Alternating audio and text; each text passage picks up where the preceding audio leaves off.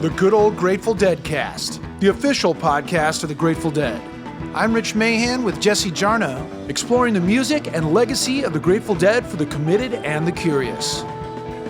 Welcome back to the Good Old Grateful Deadcast. Last week we kicked off Season 2, and by now I'm sure you've noticed our focus is American Beauty this time around, and what a wealth of material we have to explore. If this is your first time joining us, we invite you to also check out the 10 episodes from Season 1, which dove headfirst into the 8 songs on Working Man's Dead and also serves up 2 really fun bonus episodes. Both albums are celebrating their 50th anniversaries this year, and we're so glad you could attend the party. You can always get the latest episodes and link to your favorite listening platforms at dead.net/deadcast. Our website also features companion materials for each episode so you can fall down even deeper into the rabbit hole. Please help this podcast by subscribing, hitting that like button, and if the spirit moves you, leave us a review. Very kind of you. Thank you very much. It is the 50th anniversary of American Beauty, and the Grateful Dead have prepared a 3-CD set reissue of this classic album, the second classic album they did in 1 year, 1970, which includes a pristine remastering of the album's 10 tracks, as well as an unreleased live show from February 18th, 1971 at the Capitol Theater. Along with this impeccably remastered 3-disc set, we also offer you a new batch of Angels Share audio. Out now are the full band demos for American Beauty, and you can hear how together the boys had these songs and arrangements as they went into Wally Heider's in San Francisco to cut the follow-up to Working Man's Dead. Be sure to check out the American Beauty Angels Share audio at your favorite streaming service or download provider. Well, this is episode 2 of Season 2, and the focus of this episode is one of the most beloved songs in the Grateful Dead's repertoire, Friend of the Devil. Friend of the Devil is quite possibly the closest thing the Dead have to a standard. It's been covered by so many other artists. Jesse has uncovered some great info on this sonic gem, and we have some very special guests to help shine a light on its history and what makes it so special. So without further ado, let me hand this off to Mr. Jarnow. Friend of the Devil, take 1. Now rolling.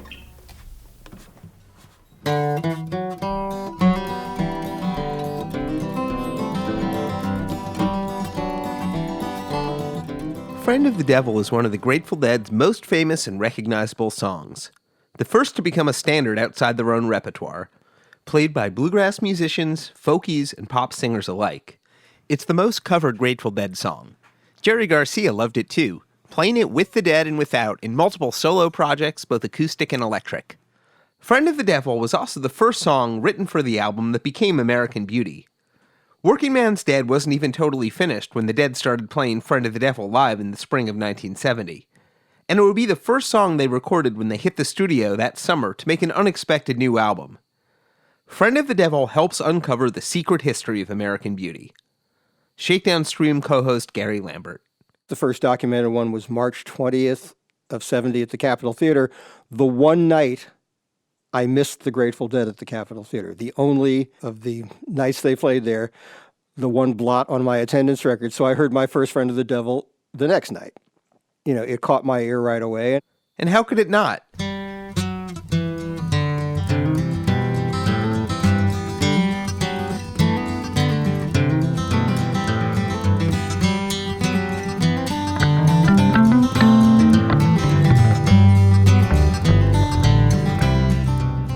The first few seconds of Friend of the Devil is the Grateful Dead's cosmic country breakthrough, boiled down to a single moment. An easy descending lick with a conversational bass counterpoint by Phil Lesh. It wasn't far out, it wasn't complex, it wasn't clever. It was just the sound of 2 acoustic guitars and a bass interacting in real time. On American Beauty especially, it's not only a classic song, but just as much a showcase for the band's telepathic ensemble weave.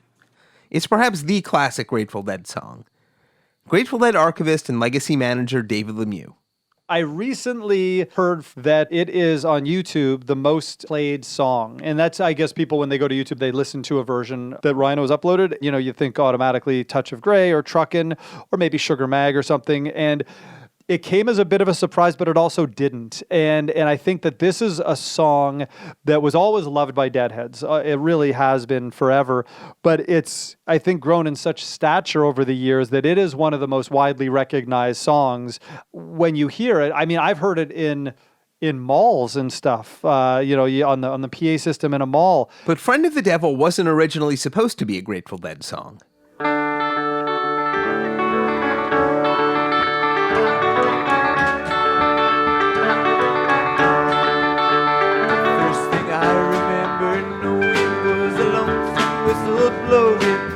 That was the New Riders of the Purple Sage, October 14th, 1969 in Berkeley, from the Owsley Stanley Foundation's great Dawn of the New Riders of the Purple Sage box set. Formed as an outlet for Jerry Garcia to play pedal steel, the band featured John Marmaduke Dawson and David Nelson, two of the Dead's oldest friends from their days around Palo Alto. You can hear a lot more about the New Riders in last season's episode about Direwolf. Like a lot of bands, the New Riders had a hard time holding down a bassist at first. Unlike most bands, though, this resulted in the band coming up with one of the era's great songs. Here's New Riders of the Purple Sage guitarist David Nelson. The first bass player was Bob Matthews, the engineer. And then Hunter would come down every once in a while and play bass, and Phil played bass a couple of times. Everybody was maybe going to be the bassist in the New Riders before I wound up finding where Torbert was. Torbert was my old friend from the New Delhi River Band. He had gone to Hawaii. We didn't know exactly where he went. By the spring of 1970, bassist Dave Torbert brought the New Riders one step closer to their classic lineup. But there was a little window just before he arrived. Here's Robert Hunter on WLIR in 1978. I was playing bass for the New Riders for a while, and we sat down to write a song, and I came up with that Friend of the Devil. The Dead lyricist showed up at the New Riders' house with a loose song worked out on bass. Hunter came over to our place where we were living, me and John and some other friends, and just beside my room I had a little place set up with reel-to-reel tape recorders, and I would do, recordings of stuff and copies of tapes and different things. He came over and he said, I got a song for the New Riders, And we said, oh, good, oh, boy. And they started singing. I said, just a minute, let me get the tape recorders started, and I reel-to-reel tape, and I put a tape on. And by that time, they were already playing. We recorded it, just their version of it, and then Hunter says, okay, that's great, and me and John are saying, that's great, what a song, and we listen to it. There was one other verse, too, that didn't make the final cut. You can borrow from the devil, you can borrow from a friend. The devil give you 20 when your friend got only 10. And the chorus was slightly different. It went, I set out running, but I take my time. It looks like water, but it tastes like wine. If I get home before daylight, I just might get some sleep tonight. Hunter wrote that after they'd tinkered with the song, quote, we all went down to the kitchen to have espresso made in Dawson's new machine. We got to talking about the tune, and John said the verses were nifty, except for, it looks like water, but it tastes like wine, which I had to admit fell flat. Suddenly, Dawson's eyes lit up, and he crowed, how about a friend of the devil is a friend of mine? Bingo. Not only the right line, but a memorable title as well. We ran back upstairs to Nelson's room and recorded the tune. If you poke around the musty corners of the tape trading world, a lo-fi recording of this original can be found. Here's Marmaduke breaking it down in 1985. I helped write this one. Hunter wrote the first part, this part. And then I wrote this part.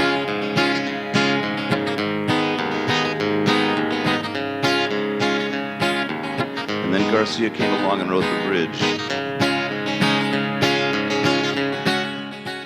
When New Riders songwriter John Marmaduke Dawson suggested the phrase friend of the devil, he chose a combination of words that, like the phrase Grateful Dead, had a long existence in the English language. It can be found in the 308th section of Roger Lestrange's 1692 translation of Aesop's Fables. A notorious malefactor that had committed I know not how many villainies and run through the discipline of as many Gauls, made a friend of the devil to help him out in all his distresses. Hunter goes back, and he was living with Garcia at the time on Magnolia and Larkspur. And so the story I heard is when he got home, Garcia was looking out the window saying, "Where have you been?" And Hunter says, "I was just at the New Writers. I was showing him a new song I wrote called Friend of the Devil." And Garcia goes, "You got a tape of it?" And he says, "Yeah, sure, here. Give me the tape. Give me it. And Garcia went up into the room and wrote The Bridge. When Hunter brought the song over, it was just the, I lit out from Reno, those kind of verses. And what Garcia had added was, "Got 3 reasons why I cry away each lonely night," The Bridge. And then I heard that. I said, "Oh, man, that's yours. You guys, you got it. That's just perfect. That's beautiful, So it became one of their big songs. Hunter's memory is that Garcia had been at work, playing a show with the Dead, and found the tape on the kitchen table when he got home. Wrote Hunter, "Next morning I heard Early Bird Garcia, who hadn't been at the rehearsal, had a gig, wanging away something familiar sounding on the pedal steel. Danged if it wasn't Friend of the Devil, with a dandy bridge on the Sweet Anne Marie verse. He was not in the least apologetic about it. He'd played the tape, liked it, and faster than you can say dog my cats, it was in the Grateful Dead repertoire. If the incident happened the night of a Bay Area Dead show that didn't include the New Riders of the Purple Sage, that means Friend of the Devil was either written in the first, or more likely last week of February 1970, when the Dead had jobs at the Fillmore West and Family Dog on the Great Highway. And in the case of the last week, we're getting ready to head into Pacific High to record Working Man's Dead. Here's a little bit of an early Friend of the Devil, the section that was originally another verse, but which Jerry Garcia turned into the song's bridge. Recorded April 18th, 1970 at the Family Dog in San Francisco, and released on LP by Rhino for Record Store Day a few years back. Got 2 reasons why I cry away each lonely night. First one's name is Anne Marie, and she's my heart's delight. Second one is Prison Babe, the sheriff's on my trail. And if he catches up with me, I'll spend my life in jail. Robert Hunter posted an original draft of the Friend of the Devil lyrics on DeadNet back when he was the site's webmaster, and which you can now see at dead.net/Deadcast. If you're interested in the process by which the song tightened into the version the Dead performed, check out the page for Friend of the Devil on Alex Allen's great site, whitegum.com, where he compares and annotates Robert Hunter's various edits and alterations. One early verse is pretty fascinating. "I snuck back into Reno, baby, parlayed 50 cents. Made it to 5,000, babe, and paid back what was lent." Now compare that to a story Robert Hunter told about how he came to join the Grateful Dead as their lyricist. He was living in New Mexico in 1967 and received a letter from Jerry Garcia asking him to return to California, and promptly hit the road. He recalled, "By the time I hit Nevada, I had a dime in my pocket, which I put in a slot machine and parlayed into enough to make a phone call and tell the guys I was on my way." Not long after Friend of the Devil was written, Robert Hunter would make his first real money from songwriting. He would soon receive a handsome advance for his lyric writing services. Whatever deal had gone down in Reno was now coming up. His last dime had made it to $5,000 and beyond. Friend of the Devil is a fable of underworld faith and signaling. To be a friend of the devil is a code to translate however you want. It had a history in blues, folktales, and the band's own mythos. It's also relentlessly cheerful. When it came time for the Grateful Dead to begin work on their next album over the summer, Friend of the Devil is where they started.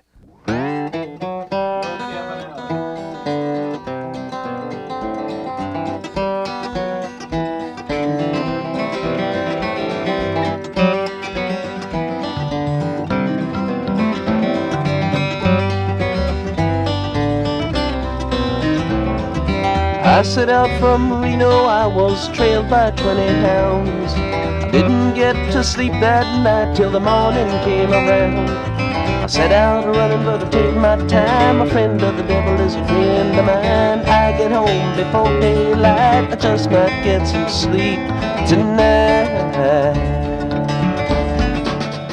That was Friend of the Devil from the new edition of recordings called The Angel Share, American Beauty, available on streaming services now.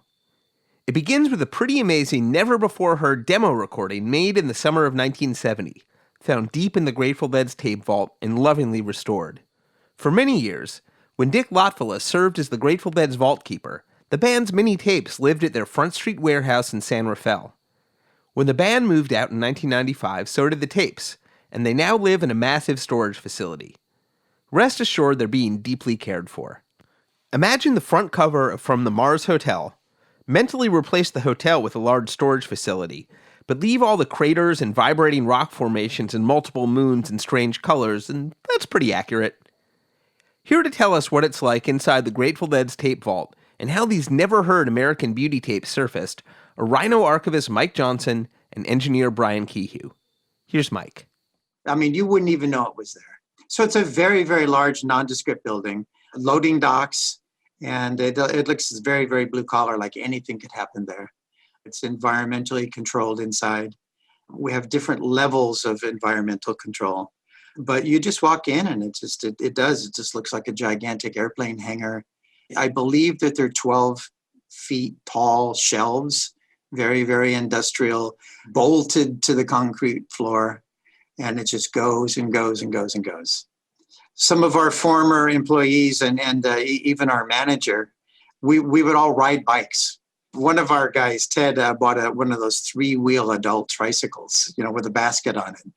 We would ride around the vault and get the tapes. Brian Kehew. The assets they contain there range from Madonna to Green Day to Hendrix, the Commodores, just anything related to the Warner, Elektra, Asylum, and other associated labels ends up in that building. So you've got the history of music. I mean, this is absolutely one of the greatest archives in music. But regardless of, the Madonna and the Green Day and Commodores, there's the Grateful Dead section, which is completely different than anything else. It's very significant that in this room full of incredibly priceless things, that the Dead has their own secure section that no one else has. And they really protect those tapes. It's a large, fenced off section that you just can't get into unless you're the right person. So it seems very special just to have someone go in there and get a tape out. At the front of the cage, a Deadhead might see a familiar face. Late Dead vault keeper Dick Lotvilla. I actually have a photograph of Dick in the cage. It's 8.5 by 11 framed. It's right at the very beginning at the gate. So it's at a place of honor. So we had the owner of the company come by for a deluxe tour at the beginning of the year. It was a big deal to have this guy come by. So I gave the nickel tour of the cage, and he actually asked me, "Who's that?" And then I said, that's the first librarian, When the tapes arrived, it was Mike Johnson's job to organize them in their new home. And as he did, he kept an eye on what he was doing. We had 3 semi-trucks come to us with moving carts, real professional moving carts. I've always thought of these 2 projects as Grateful Dead 70, because to me, without knowing the actual songwriting history, they're bread and butter. They go together. And that's true of the tape the band was using too. They look identical. They're multi-tracks, 2-inch multi-tracks, and that have very, very little annotation. One of the things that I'd been doing after they arrived was just kind of putting them back. You put all the live 7 inches together. You put all the Europe 72s together, things like that. So one of the things I found was this little tiny 7-inch reel. It's gold colored and a golden color. It's a very, very strange box. It must be a really super cheapo tape because it's got no brand on it whatsoever, just a golden box. The 7-inch reel inside is full, but it's really beat up. It's been used a lot. The pack was just crazy all over the place. The reel itself was pretty mangled. But you could just make out on the back on this white label some of the song titles for American Beauty. Inside was a degraded reel that contained demos for every song on American Beauty besides Box of Rain, not yet written. This is the music that makes up the demo portion of the new recordings of the Angels share. What listeners are hearing, though, is an even newer copy of the tape. I didn't find this one until last year. The 2 1/4-inch reels that turned out to be at least generations better.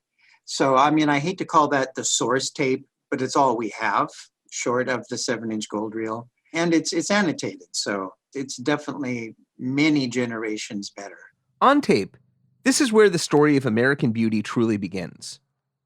We don't know for sure what date the demo was recorded, but we can make an educated guess, which is probably August 6th, 1970, back at Pacific High on Brady Street, around the corner from the Fillmore West, where they'd made Working Man's Dead in the spring. While this version of the demo, transferred for the Angels share, is undated, Grateful Dead biographer Dennis McNally observed a reel with the August 6th date while researching his official history of the band, Long Strange Trip. It was likely the master for this recording. As we heard in the last episode, the Medicine Ball Caravan departed without the Grateful Dead on August 4th, and the band quickly decided to make a new album. And based on a few dated tracking sheets, we know that by later in the week, they were already deep into the full album-making process. Assuming they would want a few days to assimilate what they demoed, August 6th seems exactly right. Call it or date it whatever you want. The first part of the Angels' share, American Beauty, constitutes a never-heard, studio-quality, 42-minute acoustic Grateful Dead performance from August 1970. Where I come from, that's headline news.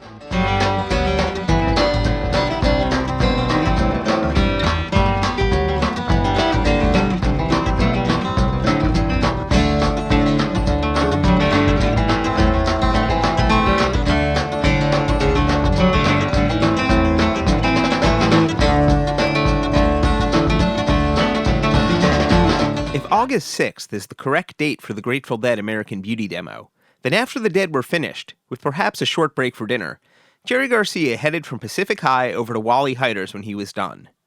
There, he joined a session led by David Crosby, along with guitarist Jorma Kaukonen and bassist Jack Cassidy of the Jefferson Airplane and Hot Tuna, plus Greg Raleigh on piano, then of Santana. They recorded what became known as Song with No Words, Tree with No Leaves, which would end up on David Crosby's If I Could Only Remember My Name.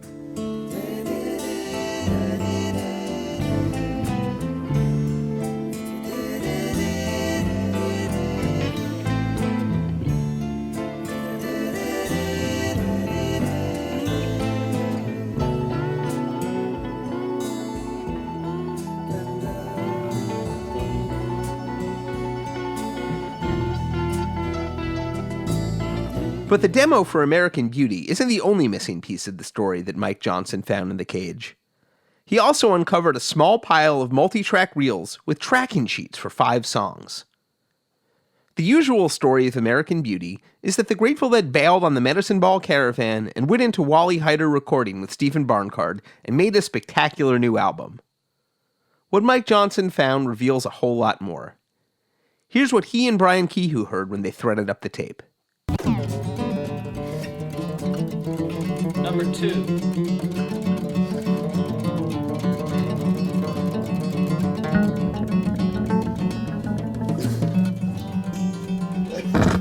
What's that? What's that noises? Hey, I don't have any ears left. Do that one again. Are we rolling or what? Is the microphone fixed? Everything's fixed and rolling. Fixed and You know, rolling. the female TC fly won't have, or fruit fly, excuse me, 2. won't have anything to do Don't with the touch the male buttons. fruit fly unless he buzzes at her at 125 dB. And no less.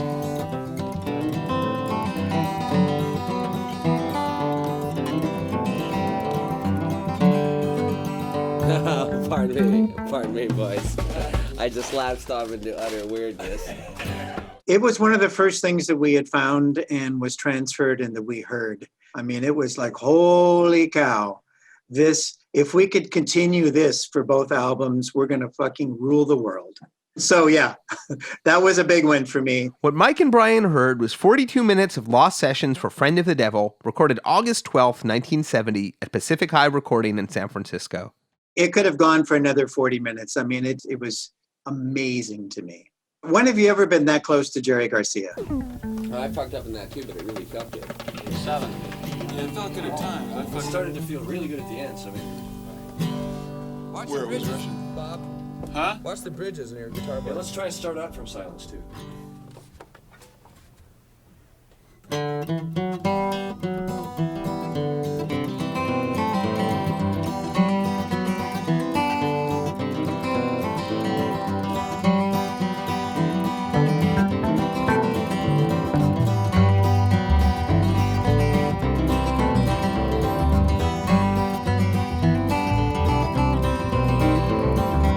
I can fully understand how some people prefer takes with just singing on them, and that's understandable. It is a complete song when somebody sings, even if it's just an acoustic guitar and a vocal, you have a complete track. But many of us who are musicians, or even people that like to hear how things develop, it's like building a castle brick by brick. We're seeing the foundation laid, and even some of the simple bricks being put together to make this song grow. But also more than that, as we keep talking about that fly on the wall situation of I really feel the band dynamic. The story the tracking sheets tell is that the Grateful Dead began to record their new album at Pacific High, got halfway through, and scrapped the sessions entirely. These constitute the other chunk of recordings on the Angel share. 5 songs in various states of completion, all of which would end up on American Beauty when re-recorded at Hyder's. It's hard to know what happened exactly.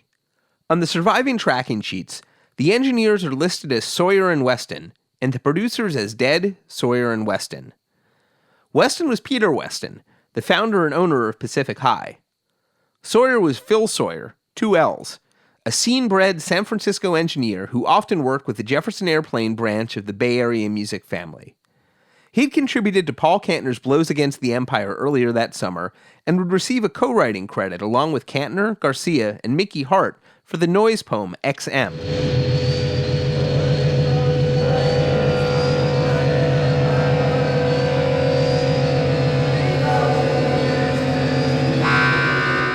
Phil Sawyer was a Planet Earth Rock and Roll Orchestra member in good standing, but for whatever reasons, the sessions with the Dead didn't work. It might not have had anything to do with the chemistry between the Dead and Pacific High engineers either. In Rolling Stone the next year, Garcia told Charles Reich and Jan Wenner that, quote, "We work at Wally Heider's now, because the PHR room has some oddly accented frequencies. It's very difficult for us to record the bass and any other instrument at the same time at PHR. It's a very big sort of clumsily shaped cloverleaf-shaped room. It makes a great soundstage, but it's not very good as a studio. It was good enough with Working Man's Dead because the whole tone of the album was quiet, so we didn't play too loud on that album." End quote. On the Angel share recordings from Pacific High, occasionally there does seem to be something just slightly off, but even the articulate Jerry Garcia can't quite put his finger on it.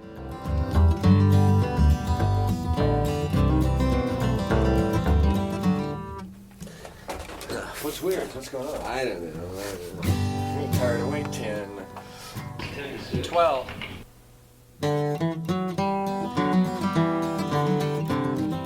Oh, fuck. It's hard to know specifically when the Dead were in Pacific High, but it was probably from around August 9th through August 13th. On at least 2 of those dates, Jerry Garcia likely worked with the Grateful Dead at Pacific High in the afternoon, and then headed over to Hyder's in the evening, bringing Mickey Hart with him one night. About 10 minutes from Pacific High, they would join Paul Kantner and company for the Blows Against the Empire sessions, working on songs including Starship.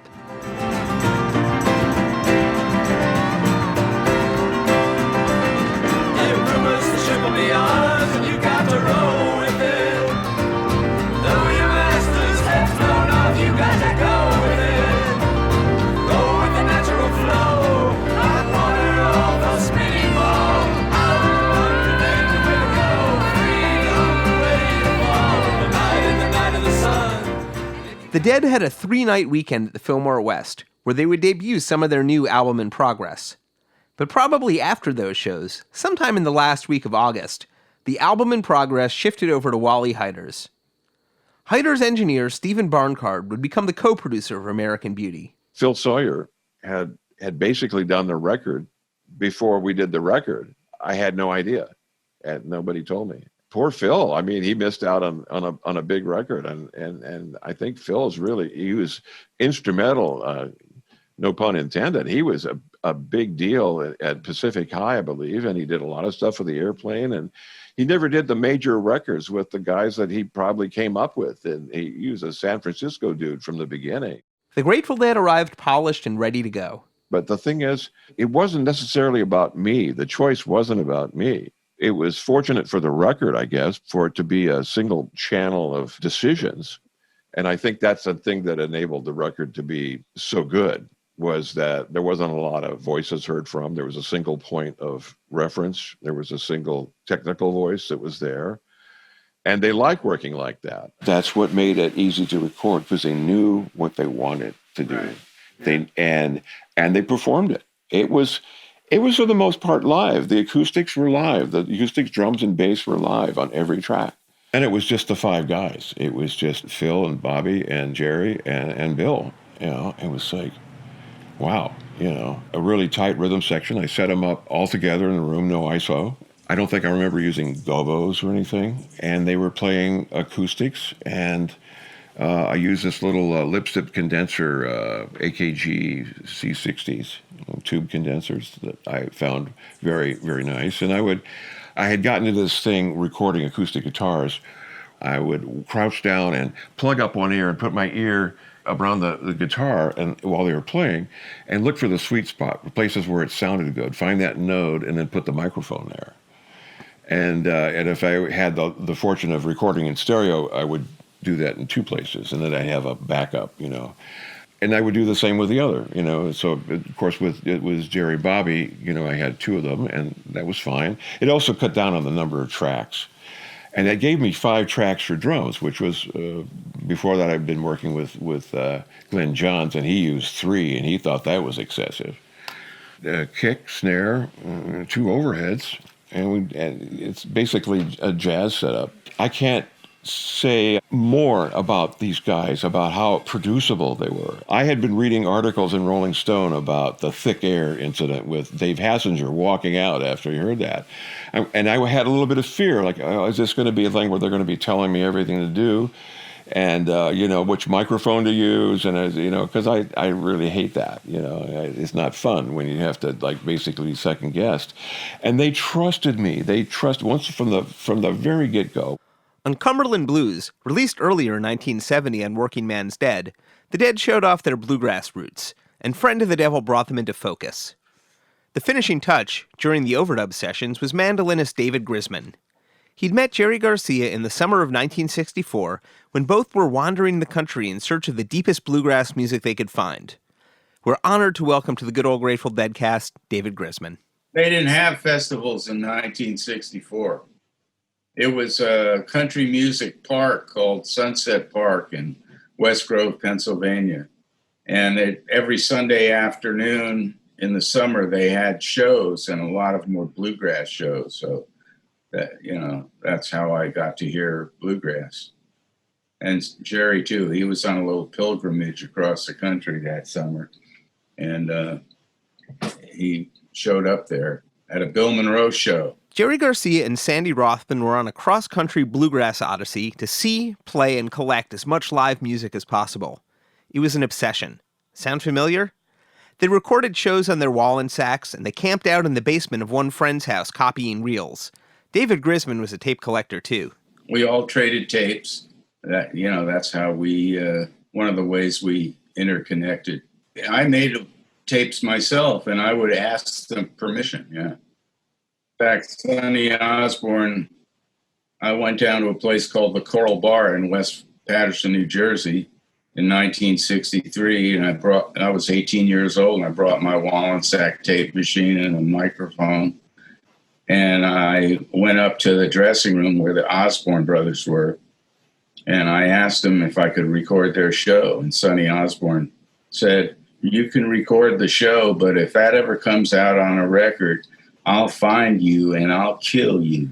After meeting on the bluegrass circuit, Garcia and Grisman stayed in touch. When he saw Jerry Garcia again, though, Jerry had a new band, and they were electric. They weren't the Grateful Dead just yet, though. I met those guys in the summer of '65. It's the first time I went out to California. In fact, I drove out there with David Cohn, who later became a member of Country Joe and the Fish, and Sandy Rothman.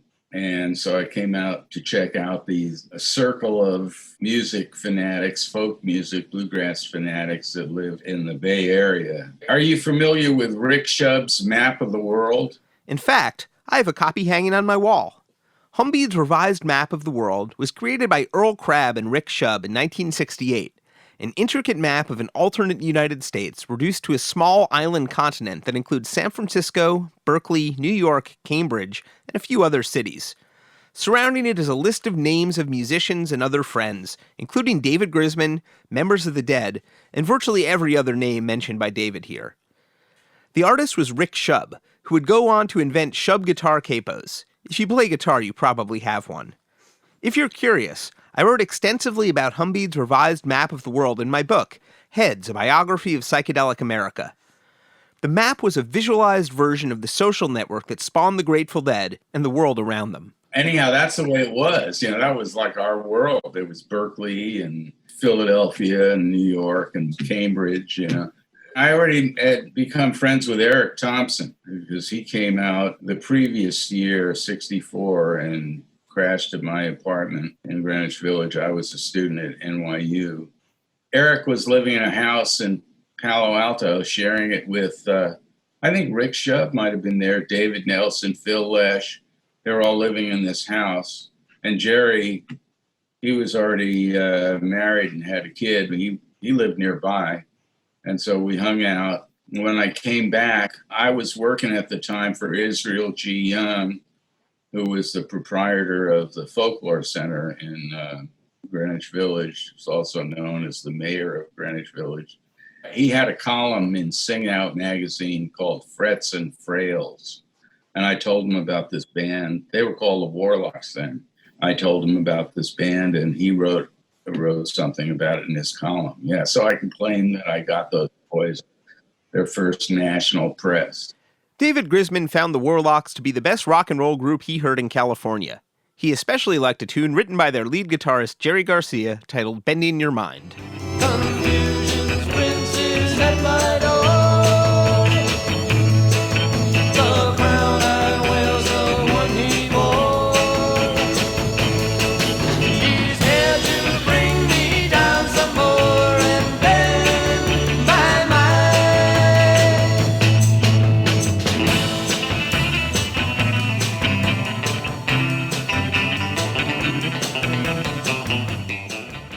That was Mindbender, Confusion's Prince, released on The Birth of the Dead, recorded in 1966. We made a good connection, and they would come to New York, and we'd hang out. I can remember hanging out in his hotel room for some gig. They were playing some club.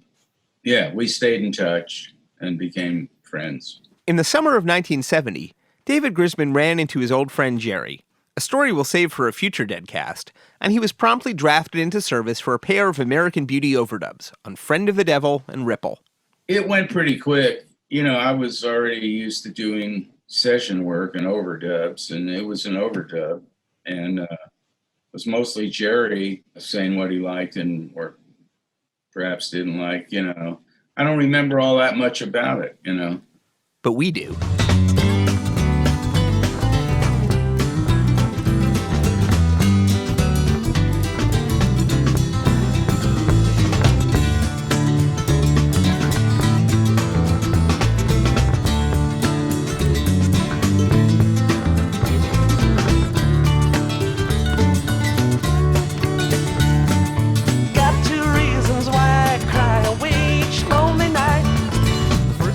Here's archival engineer Brian Kehew to break down just what's happening on Friend of the Devil.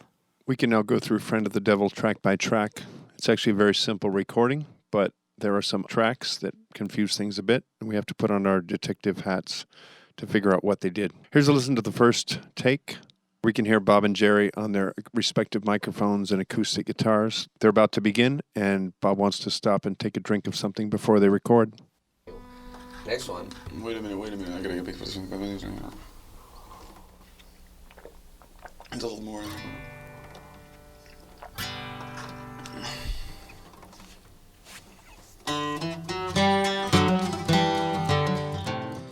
Listening carefully to the very beginning, Jerry's guitar on the left starts as normal with the descending riff.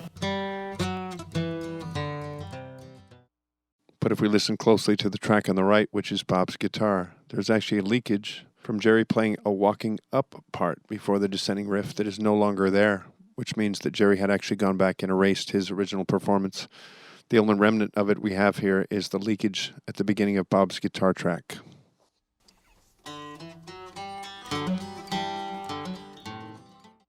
Putting on our detective caps, when we hear this leakage from Jerry's unused guitar part, that's also not on the record. So what it tells us is this original guitar track from Bob is not used on the album either. It's still retained on the tape, but he went back on another track and replaced it with a better played guitar, and you'll hear that here.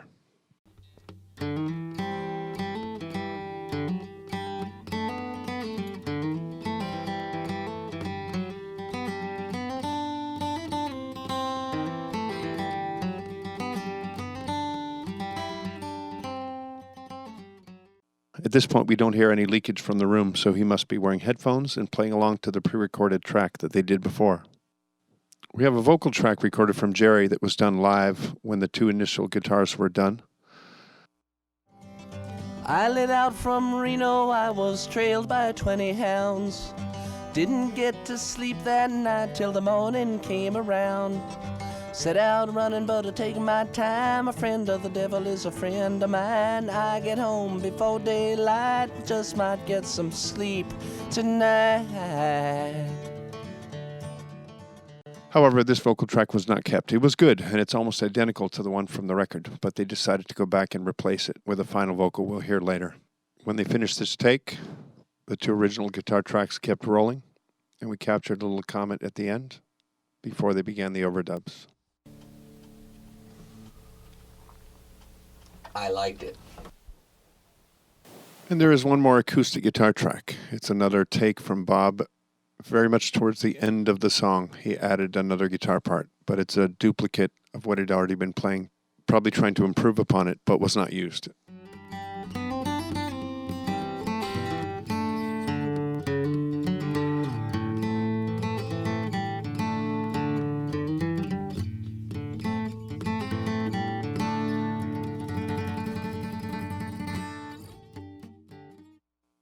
And then on to the rest of the basics. Recorded live with the rest of the group. We have Bill's drums. We have a kick drum track.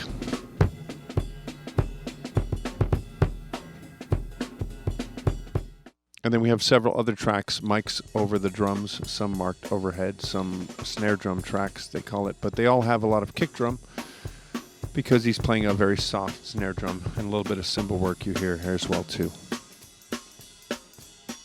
This is the complete drum track. All four tracks mixed together.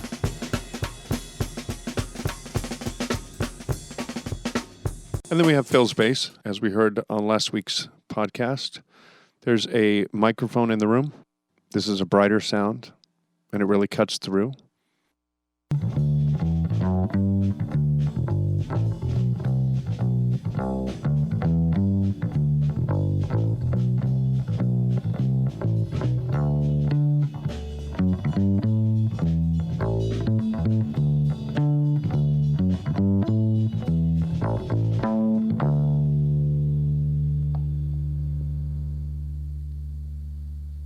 And then we have a direct bass sound where they plug the bass direct into the console at the same time, and that captures a more mellow bass sound.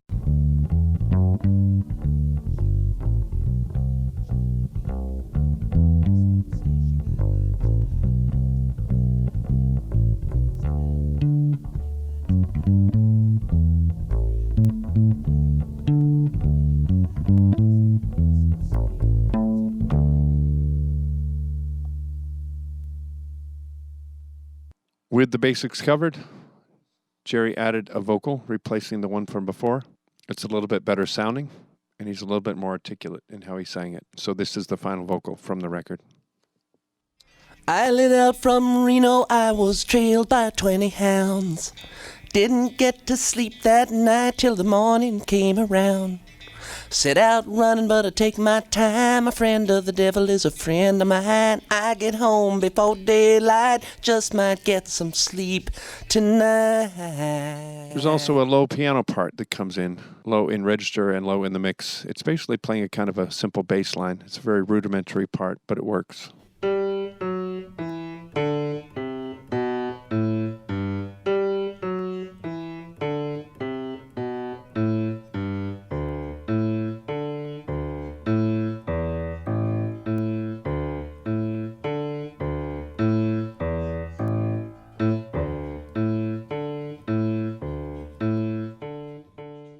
And then the special feature that really gives the song its flavor is David Grisman's mandolin part. You can hear David here. He's actually playing along as an overdub after the song is finished.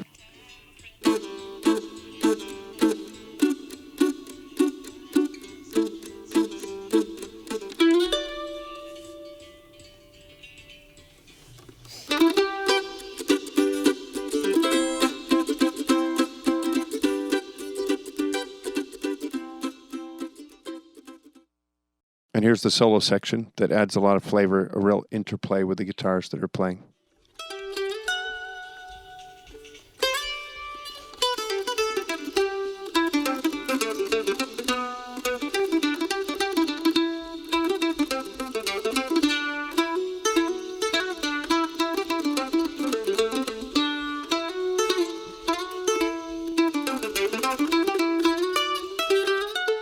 And there we have it, the complete track set for Friend of the Devil.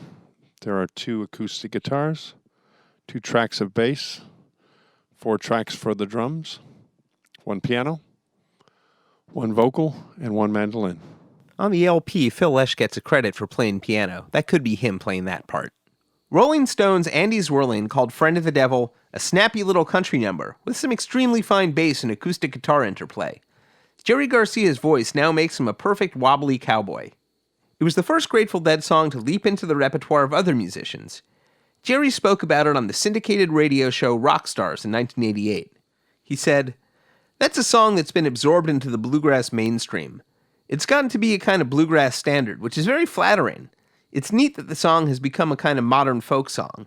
And I mean, all kinds of bluegrass bands do it unselfconsciously, you know. That's one of the things I really like about that tune." Friend of the Devil was the first commercially released Grateful Dead cover, recorded by Chris Smither on his 1972 sophomore album, Don't Drag It On. I took off from Reno, chased by 20 hounds. They ran me all night away till the morning came around. I start out running and take my time. A friend of the devil is a friend of mine. If I get home before daylight, I just might get some sleep tonight.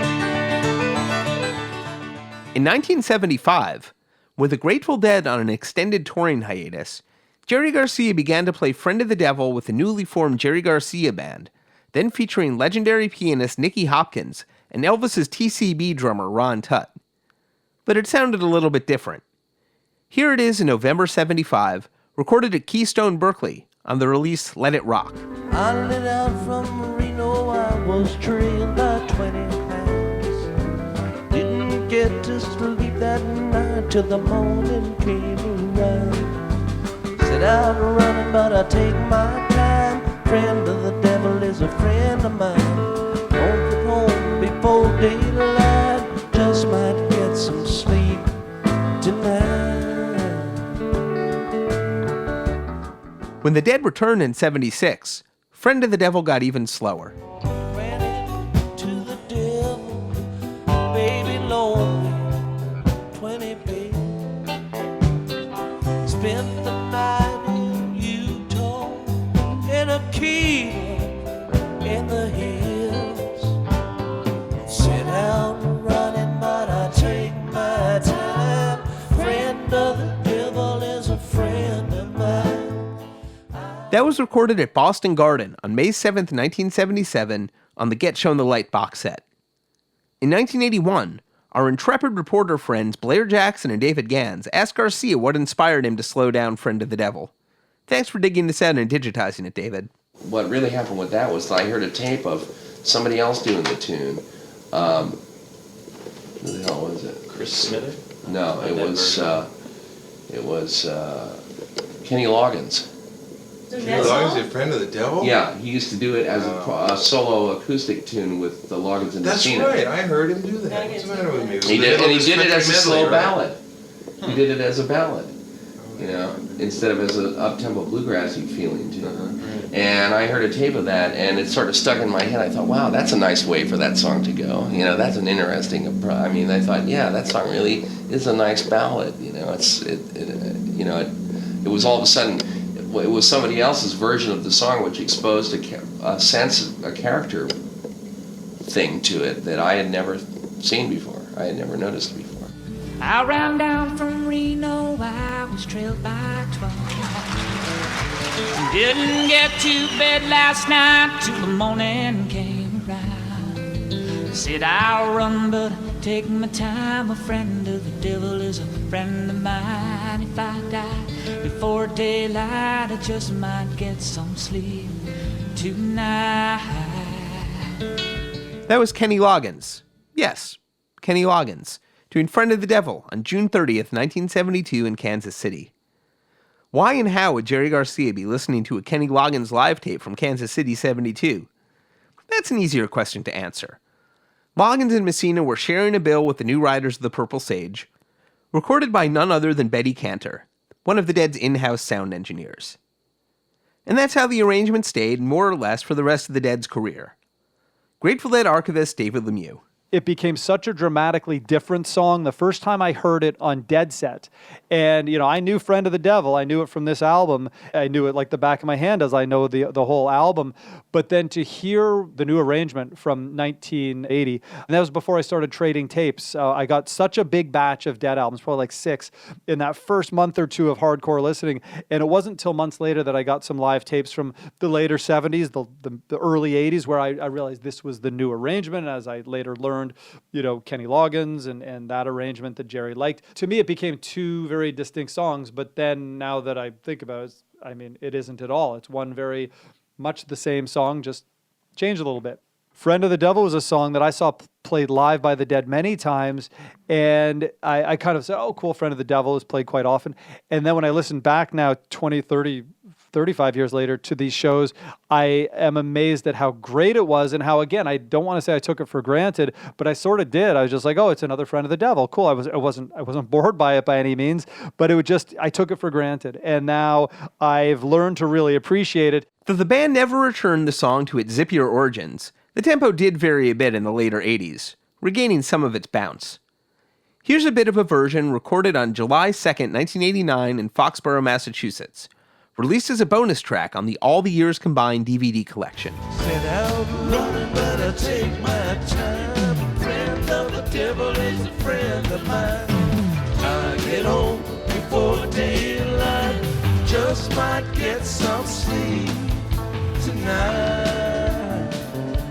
And that's more or less how the song sounded when Jerry Garcia reconnected with David Grisman and began to make music again together in 1990 for the first time since they played in Old and in the Way and the Great American String Band in the mid-1970s. I invited Jerry over to play some music that we hadn't played in like 13 years. He showed up at my doorstep and he walked in and immediately said, what we should do is make a record because that'll give us an excuse to get together. That's before we even played a note. And I said, wow, I just built a studio in my basement and I just started a record company. He said, great, we'll do it for you. It was the most fortuitous record business deal that I ever involved with. So we just went downstairs and I set up the microphones and I recorded the first thing, which was just kind of a free-form jam. The label was and is Acoustic Disc. 100% handmade music, as their motto goes. Still quite active, with an enormous catalog of acoustic sounds. Nowhere was that range more reflected than in Grisman's sessions with Garcia, recording jazz, folk, pop, reggae, bluegrass, and more. Here they are inventing a new genre of their own on Grateful Dog from their 1991 album, Garcia Grisman.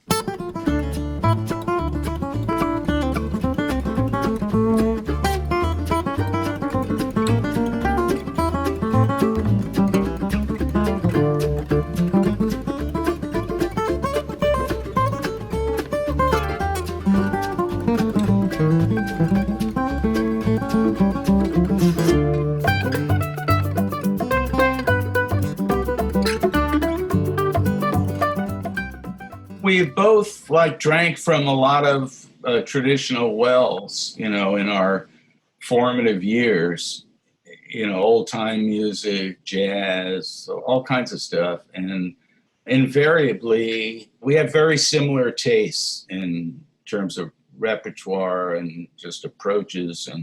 And so if Jerry thought of a tune, I pretty much knew it. And if I thought of a tune, he pretty much knew it. And we just started. It was very informal, but, it clicked, Everything sounded pretty much like that as we started playing it, and we get together. It was no formal structure to it. It wasn't like, we have to finish this record or we have 4 sessions allowed. I just realized that it was worth the tape, which was expensive. I had a multi-track, 8-track, 1-inch tape machine, a 3M M23, which Les Paul told me was the best multi-track machine that 3M ever made. Anyhow, so I just invested in a lot of tape. And Jerry would, out of the blue, he'd call me up and say, what are you doing? And he'd come over and I'd get Dave Dennison. And about the first 5 or 6 sessions was just the 2 of us. In fact, there's a lot of material that's never been released of just the two of us playing a lot of those tunes. Friend of the Devil was among these. There's a really nice duet version of that the first time we played it.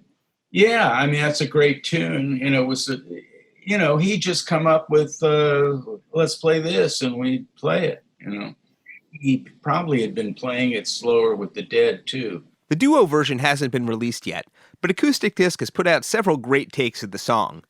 In 2012, the label put out a completely alternate version of the duo's first album, available via acousticoasisdownloads.com.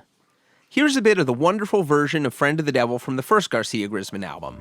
Got a wife in Chino Bay and one in Cherokee. First one say she got my child, but it don't look like me. Set out running, but I take my time. Friend of the devil is a friend of mine. I get home for daylight, just might get some sleep tonight. You can keep up with all the latest releases from Acoustic Disc at acousticdisc.com. We have much more to share from our conversation with David on future Deadcasts. Friend of the Devil has been covered by an extraordinary range of artists. Lyle Lovett on 1991's Dedicated. I lit out from Reno, I was trailed by 20 hounds. Ministry, live at the 1994 Bridge School benefit. Didn't get to sleep last night till the morning came around. Bob Dylan from 1999's Stolen Roses compilation. Said I'm running, gonna take my time. The friend of the devil is a friend of mine. I get home before daylight, I just might get some sleep tonight. And John Darnielle of the Mountain Goats, here with Megaphone and Bon Iver's Justin Vernon, recorded at the Pinhook in Durham, North Carolina on May Day 2014. I set out running, but I take my time. A friend of the devil is a friend of mine. If I get home before daylight, I just might get some sleep tonight. Friend of the Devil has become a true folk and rock standard. In the 80s, the Grateful Dead would occasionally be implicated in the Great Satanic Panic that linked heavy metal to backwards messages on LPs and other bad influences. Strangely, of all the moral crusaders to accuse the Dead of bad things, I can't find any that cite the Dead's greatest ode to Satanism, Friend of the Devil. Once again, we'll leave you with Robert Hunter's version of the song from his 1980 album Jack o' Roses. Here's the verse he wrote that Jerry Garcia never sang. The one Hunter said, quote, ties the bow on that song in a certain direction.